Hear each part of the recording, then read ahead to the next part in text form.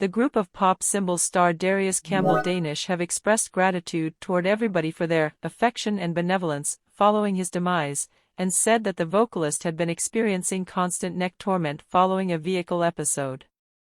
Mr. Campbell Danesh was tracked down dead in his U.S. loft, in Rochester, Minnesota, last month at 41 years old.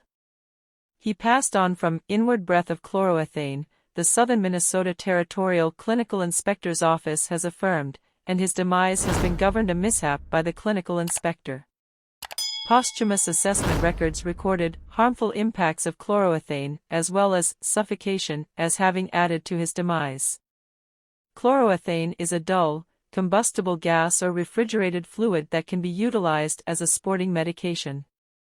The Scottish vocalist, musician and entertainer, who was known as Darius Danesh when he made his originally offered for notoriety in ITV show Popstars in 2001, likewise showed up on the primary pop icon, which was won by Will Youthful.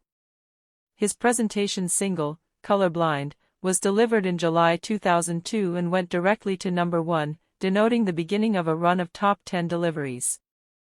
In an explanation, his family said, "The consequences of clinical assessments have affirmed that Darius' demise was a mishap brought about by chloroethane, which is utilized to treat torment and that unfortunately lead to respiratory capture."